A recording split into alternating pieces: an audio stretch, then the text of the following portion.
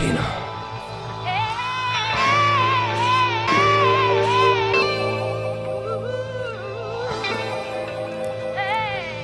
Дисциплина.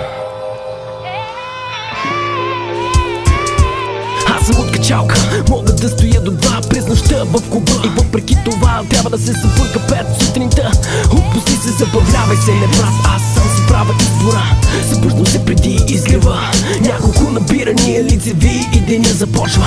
Не е просто въпрос на гледна точка, въпрос е ти да избереш коя посока да вървиш. То живот нужна ти е цел и вяра, и на празно си хабиш. Дори и татко между упреците ми казваше: си на своето спирай да държиш дисциплина и кураж, да направиш живота си свой собствен колаж. Стари снимки, стари приятели, не се определям като самотник. Не се страхувам да нарека себе си безработен негодник. В мене има пламък, който ме държи и твърд като камък. Дисциплина.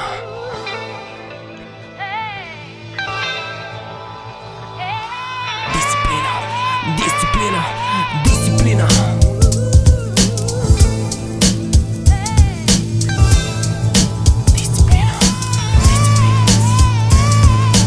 Понякога насилвам себе си да довърша следващия ред, защото знам, нищо никой не опира до късмет. Само контрол, фокус и дисциплина. Тренирам 365 дена с капаната година. Няколко лета откакто бях абитюрент, и въпреки това на училище съм всеки ден. Знам, че ние хората живеем за да растем и нямам предвид физически това, което е пред нас и предстои да разберем всеки ден. От моята книга е нова страница, не се чувства ограничен, защото не съществува нито една граница, освен тези, които ние сами изпоставяме. Не винаги път изминаваме, когато бягаме. Има и дисциплината да вървиш по своята права, но не спирай погледа си от това страничните пътища да наблюдава. Има и дисциплината да не допускаш себе си страх, да не ти пука за хората и какво ще чуш от тях.